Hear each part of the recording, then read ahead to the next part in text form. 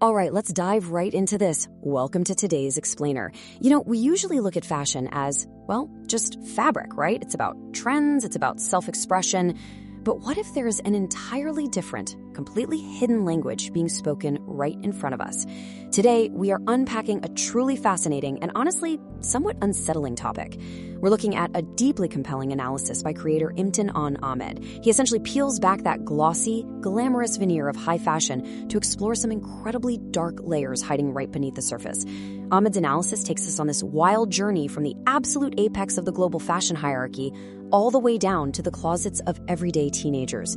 And the connections he draws, they are absolutely going to make you look at your wardrobe in a completely different light.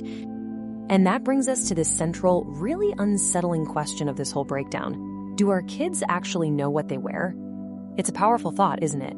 I mean, we live in this era of hyper-fast fashion and viral internet aesthetics where a trend can literally explode globally overnight. But Ahmad asks us to just hit pause for a second and really consider the origins of these trends. When young people throw on these highly sought-after clothes, are they just making a fashion statement? Or are they unwittingly participating in something much deeper and much darker? Let's explore exactly how he breaks this modern mystery down. So, to help us wrap our heads around the sheer scale of power at the top of the fashion food chain, Ahmad uses a brilliant cultural analogy. If you know Bollywood, you definitely know Salman Khan. He's a figure so massively influential, he can literally make or break a career with a single word. Well, Ahmad points out that Hollywood and the global music industry have their very own equivalent, a woman named Michelle Lamy. According to the analysis, she wields a terrifying, almost absolute power over the aesthetics we see completely dominating the charts and the runways today. Just look at the scale of this influence. We're talking about absolute titans here. Kanye West, Travis Scott, ASAP Rocky, Rihanna, Lady Gaga. The source claims that all of these cultural icons essentially bow down to Michelle Lamy's influence. Whether it's a massive stadium-packing stage performance by Rihanna or a whole theatrical new era from Lady Gaga, they're frequently seen wrapped up in her specific designs and aesthetics. She isn't just dressing them, she's actively defining their visual identity on the biggest stages in the world. So you're probably wondering, who exactly is Michelle Lamy? Well, she was born in 1944 to an Algerian family in France. But here is where things take a deeply, deeply unconventional turn. According to Ahmad's analysis, Lamy is a self-proclaimed practitioner of daily magic and satanic rituals. He emphasizes a really specific dynamic here. People in the highest tiers of the entertainment industry might love her, but they fear her even more. The implication presented in the video is that crossing her or making even one mistake could literally end a celebrity's entire career. And her aesthetic, it entirely matches this dark reputation.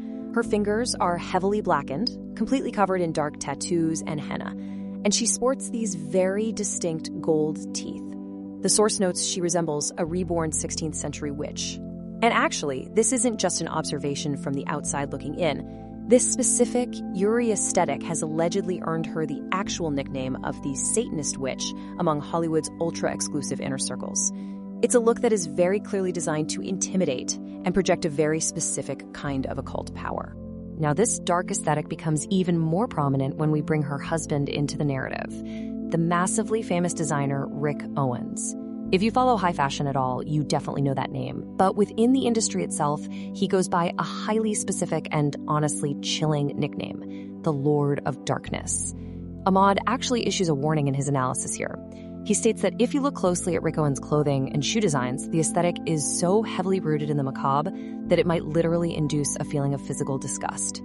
It's fashion that is meant to challenge, for sure, but it's also meant to disturb.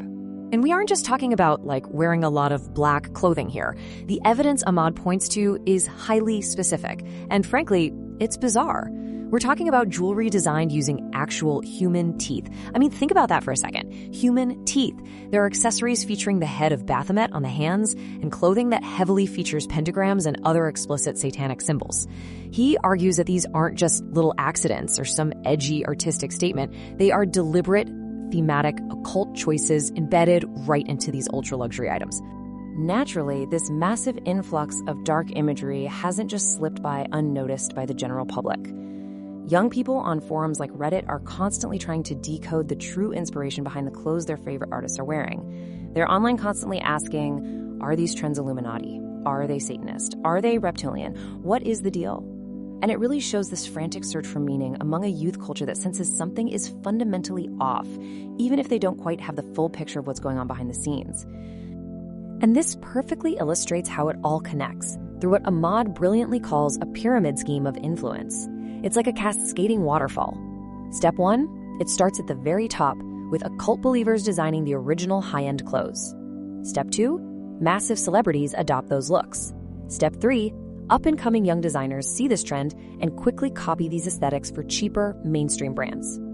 Until finally, step 4, it lands right in a completely unaware teenager's closet. It's this highly systematic trickle-down effect. Which brings us to the massive disconnect at the heart of this whole thing. A teenager buys a shirt, thinking they're just emulating their favorite rapper or hopping on a cool new fashion statement. But Ahmad argues that they are actually, completely unknowingly, promoting satanic inspiration and heavily compromising their own modesty in the process. They're essentially walking around wearing someone else's dark spiritual identity without a single clue of what it actually represents. This brings us to the very base of the iceberg in his cultural critique. Ahmad shifts the focus to a fundamental concept, satar. Now, this is the Islamic standard of modesty and bodily concealment. He points out a really tragic irony here. Today's youth are so incredibly educated about fashion brands, aesthetics, and the latest trends, but they are completely unaware of the dark influences woven into them. And more importantly, he argues, they have lost the knowledge of what is actually allowed to be worn, where satar begins and where that crucial standard is completely destroyed by modern fashion. To really underline the severe spiritual gravity of this issue, the source draws directly upon religious scripture. Ahmad cites Surah al-Baqarah, verse 102, "And they knew that whoever buys it would have no share in the hereafter, and wretched is that for which they sold themselves, if they only knew." By including this, it takes the conversation way beyond a simple critique of clothing. It turns it into a profound spiritual warning about the absolute cost of blindly engaging with and literally buying into these hidden symbols. So, after breaking down this entire pyramid scheme of influence, from the occult designers at the very top to the unaware teenagers at the bottom, Ahmad leaves his audience with a plea. He asks you to wake up and to not let this information just end with you. Will you make this conversation common in your circle of friends and family? Will you start questioning the hidden influences behind the clothes we wear every day?